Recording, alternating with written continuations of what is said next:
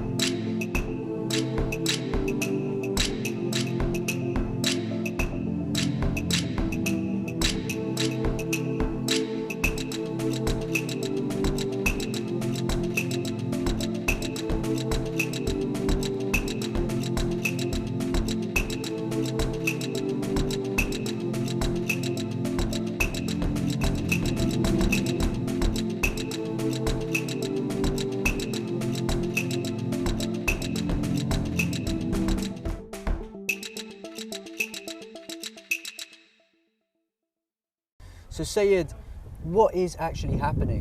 Why is it happening? Bismillah ar-Rahman ar-Rahim. I think the question that you've raised is a very important one. The reason being is that heritage or shrines for us in our religion plays an instrumental role for us to connect with the Creator. If you look around the world, you'll see that as of late, especially in the last couple of years, there's been an acceleration in the demolition of shrines.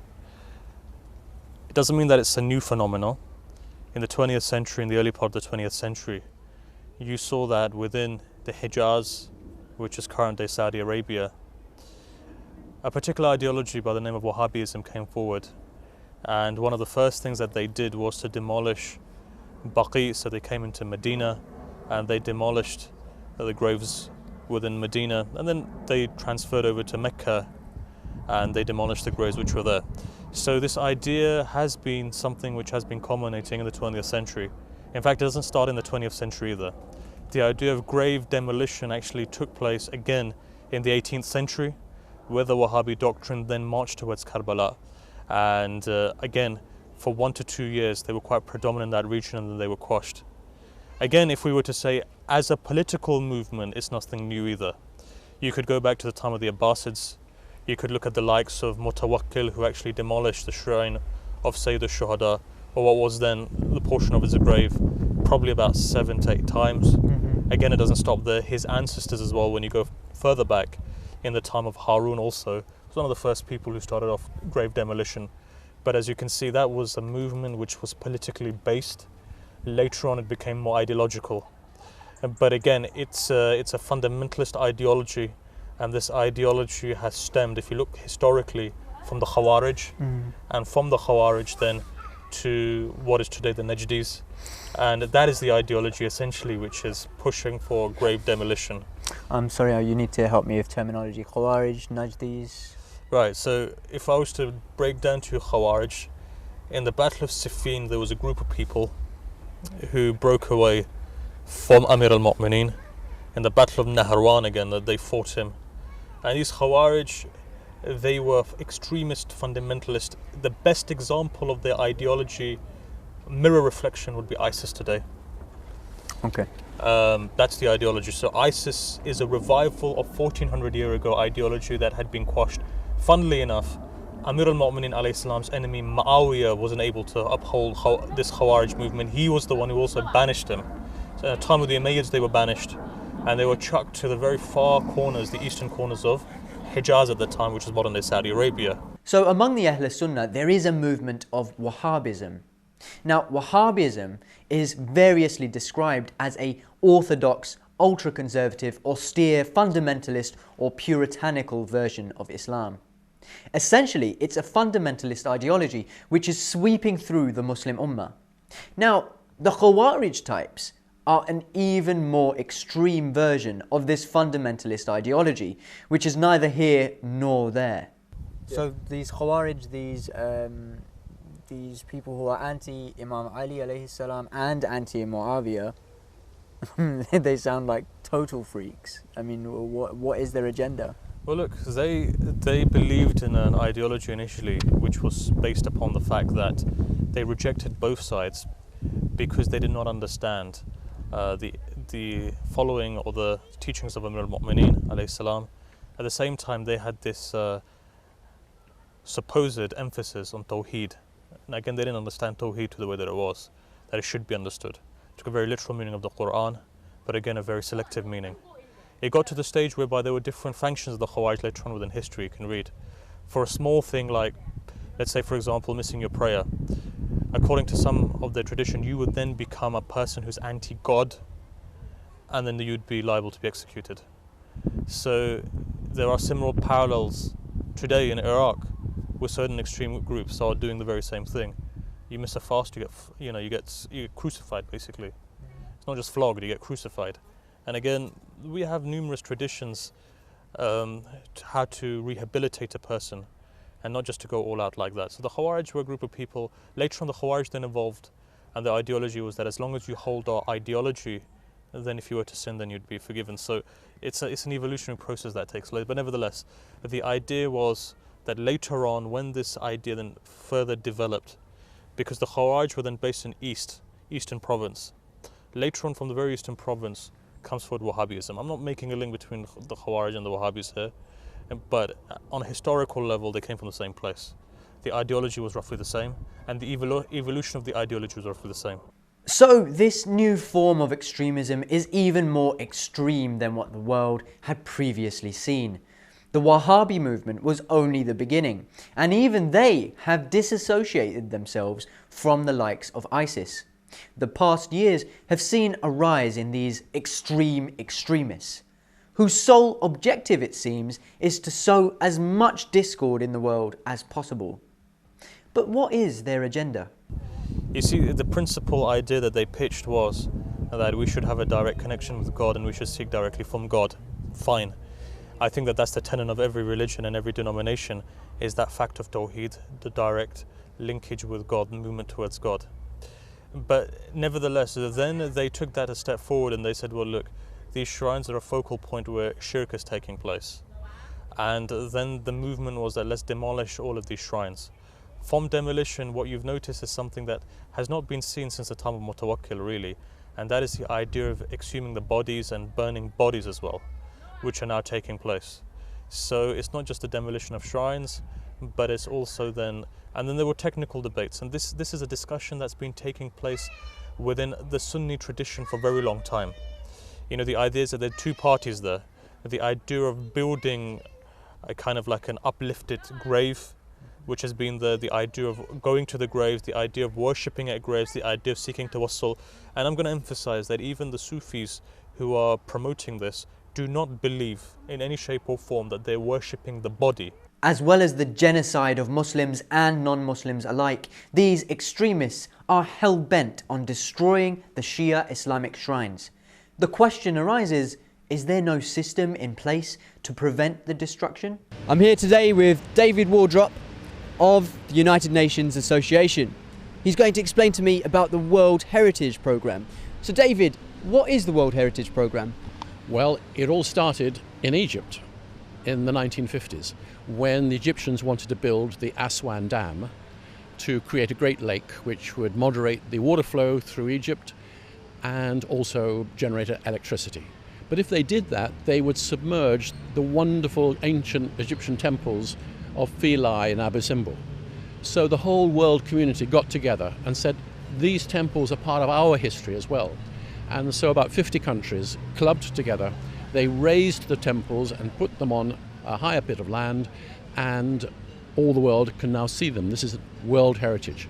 And this was followed in Indonesia, in Borobudur, the great Buddhist temples there, in Pakistan, in Mohenjo-daro, and Venice, to stop Venice sinking. But then people said, well, there must be other places around the world which are also World Heritage, that we all share as part of humanity's legacy to the next generation. And so the World Heritage Programme was started.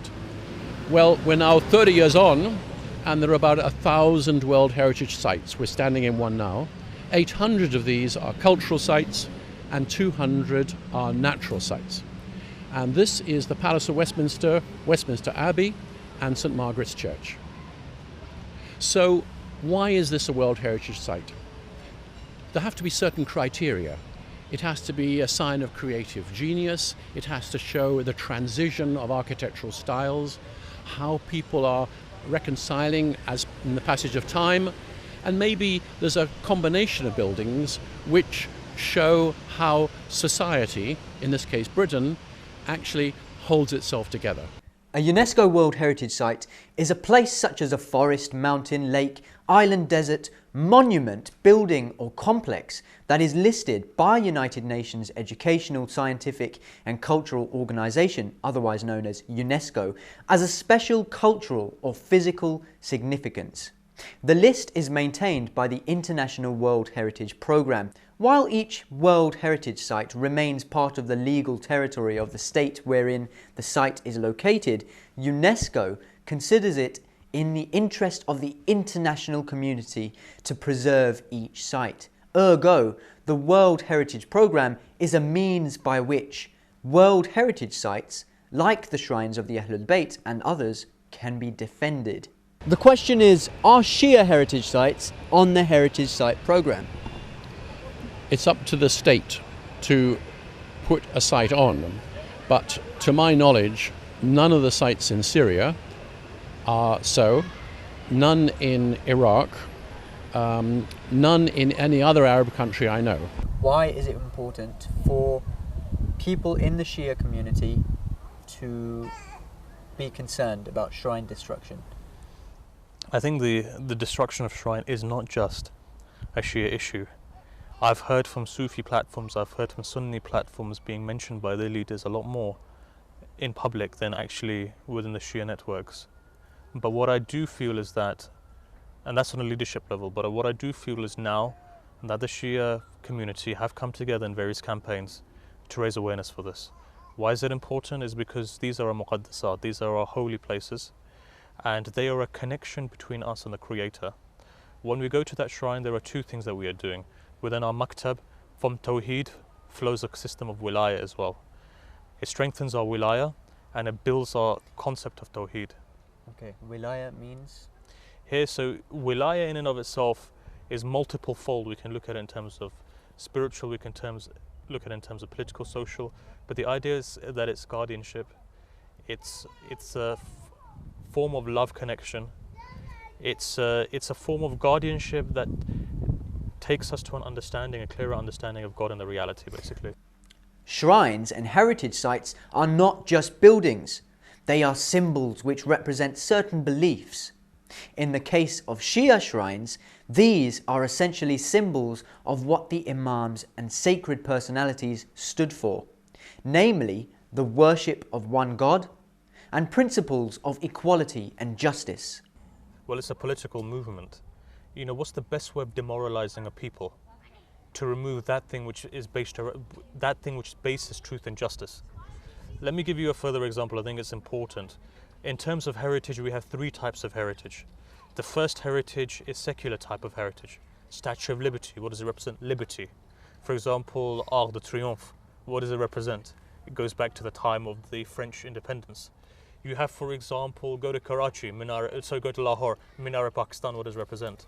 Again, it represents independence. You go to India, in the same way you have various relics over there. You go, for example, to Pearl Harbor in Bahrain. Why was Pearl Harbor demolished? Because it was seen as a sign of independence. When that was demolished, the morale of the people went down. The first way of basically demoralizing a person to take their morale down is to demolish that thing which stands for liberty, truth and justice. One thing. Second type of heritage, you have physical heritage. Zamzam is physical heritage. Water Ganges is physical heritage. Bay of Isa, in Shinto tradition, where they believe that the first manifestation of God came down, physical heritage. Then after that, then you have heritage which are shrine related. If you were to demolish the shrine, God forbid, of Sayyid al-Shuhada, what happens? They believe that it's going to demoralize the whole nation. So it's a political move, that's why they're doing it, otherwise there are many graves there.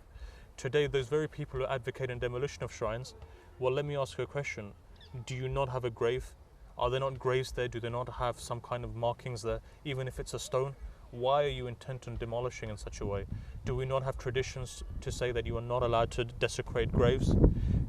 Is it not the fact that within Sunni traditions, the Sahaba, the Ashab of the Prophet, raised the Prophet's grave? Is Masjid al-Nabawi not from the time of the Sahaba, the way that the graves were engineered?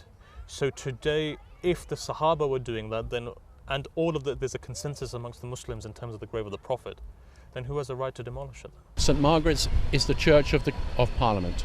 So you have on this site the whole history of 1,000 years of history, of English history, actually identified all in one location. 1,000 years of history right here in London. And my question to you is, if a group of people inside the country decided that they wanted to destroy these buildings for whatever political, religious reasons they might profess to believe in, what then is the duty of the rest of the population? It's a duty of the state, it's a duty of the government to ensure that does not happen. And so it hasn't happened in recent centuries, of course, but we must remember that there was another English saint, St Thomas à Becket, who was the Archbishop of Canterbury, and his shrine was destroyed by King Henry VIII and ground up. So that we have a history in this country of destroying shrines also. But a shrine is as much in the mind as it is in the bricks and the mortar. And one can think for a moment of the destruction of the great mosque in Samarra, which with help from Unesco was rebuilt in the late 2000s, and now it continues. So there are examples of shrines and religious institutions which are protected by the state, or the world community comes together and says we must ensure the continuity of this as best we can. When Muhammad ﷺ arrived at Medina from Mecca in September 622, Al-Baqi was a land covered with Lycium showy boxthorn trees. So it really is no wonder it was called the Garden or the Paradise of Baqi.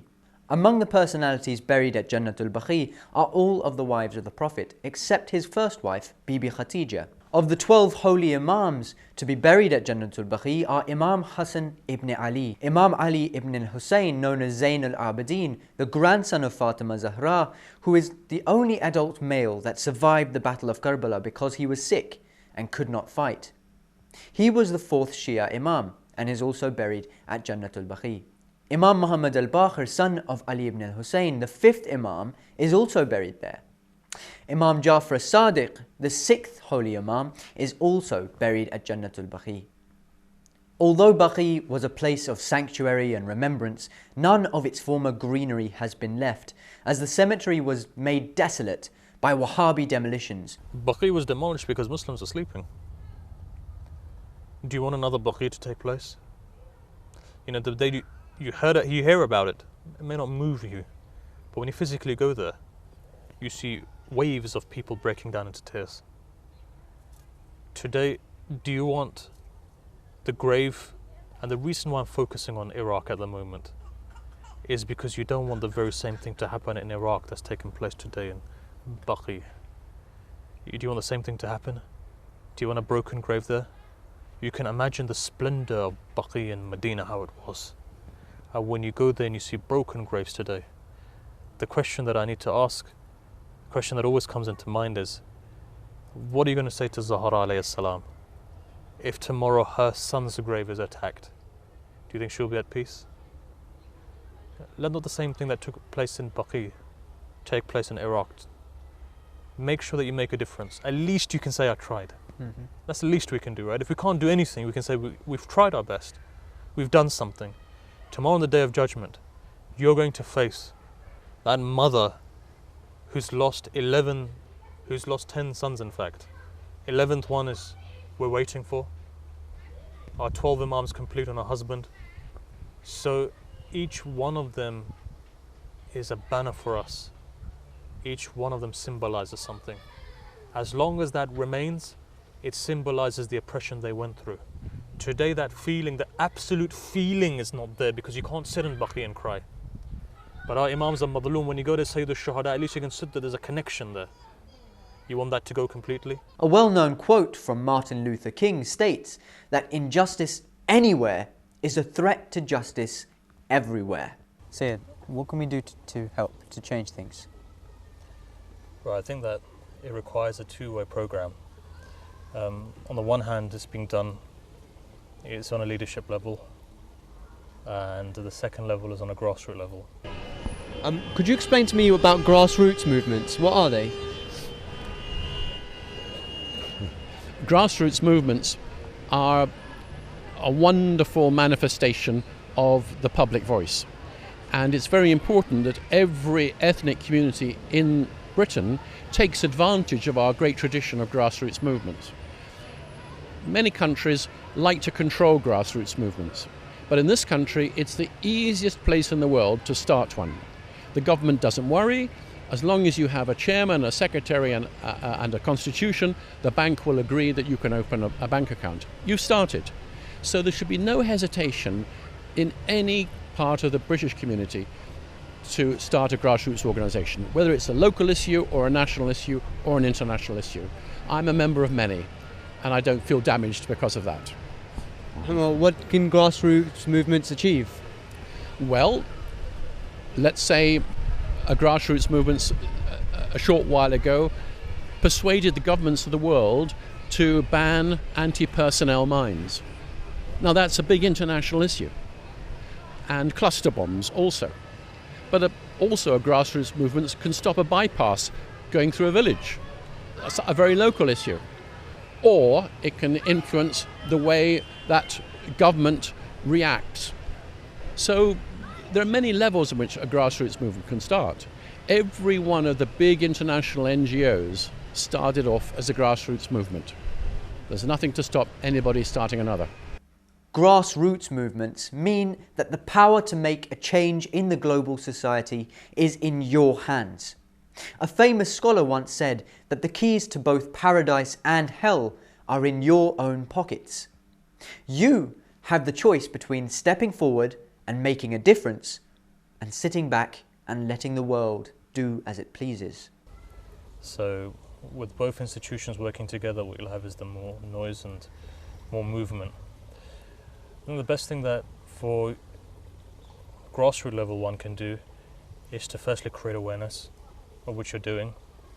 So systematically have on television, in centres, have different conferences on the idea of heritage, the importance of heritage, as to what they symbolise, and also to update people as to what the progress is. I think what's also important, and it's very important as well, is that with the awareness to engage other people, non-Muslims, into this campaign. I believe that non-Muslims do feel passionately about this. Why? Because heritage is not just Islamic heritage. For example, Iraq is full of Babylonian heritage, Jewish heritage, Saba'in heritage. You have other parts of the world which also have the very same thing. Afghanistan had Buddhist heritage which was demolished. Heritage is the only common thing that we have which each one of us feels strongly about, meaning every religious denomination feels strongly about. Sunnis feel strongly about it, it's their heritage. For grave of the Prophet, for example. We obviously on the grave of the Prophet and the Aim alayhimus salam. Jews would feel very strongly about parts of Babylon. Christians would feel very strongly within Syria. The idea is that if you're going to make an impact, it is not just based upon one shrine. It has to be a holistic movement of all different creeds, ideologies, and each one of them says that this is important for us. I remember 2 years ago the Archbishop of Canterbury, they had a document on heritage which was quite complex. And later on, with the help of Shia institutions, we watered that down and we came together to sign a joint document of Muslims, which includes Sunni as well, Shia as well, and the Anglican Church. And so it was in two groups of people. I think that Jews are also interested in this, and in fact you'll find that in terms of arts, Jews are very much, they excel in this. In terms of restoration, they excel in that. And so I do believe that Muslims, Jews, Christians, Buddhists and other people of faith can come together, and they would also feel just as passionately. Why then are radical groups throughout history being able to demolish shrines and get away with it? If a church was destroyed in England, God forbid, by a radical group, it would be met with anger globally. On the other hand, it can be argued that when a Shia shrine is attacked, it's mostly the Shia themselves who express remorse. The question then is, have the Shia Muslims kept the message of the Imams largely to themselves, thus failing to work closely with the international and interfaith communities? One man can make a difference. One man has made a difference in history. You know, it's that time-old story whereby Abraham was chucked to the fire, and there was some tradition that says it was a bird, other tradition says it was a frog, whatever it was, there was an animal who had water in its mouth, chucking the water, and as the dialogue goes, to summarize, it says, well, look, what are you going to do? And the reply was that, look, at least I can say to God that I tried my best. And the idea as Muslims are that we need to try our best when it comes to matters of good. We have to try our best to do the best that we can, regardless of what the outcome is, but we need to face God. It's a responsibility in all of us. And know one thing, when a person does stand up, we've seen revolutions on one person standing up. So don't ever belittle the power of Sayyid al-Shuhada when you stand up for that. When you stand up for a cause. Sayyidah Zainab, one woman shook an entire foundation. You can make efforts. Yes, at the moment UNESCO is saying it's a tragedy. We can't help what's happening in Iraq at the moment because obviously they're not an army to go there and protect it. But nevertheless, at least if there's enough condemnation, awareness, then maybe it can have an impact somewhere along the line.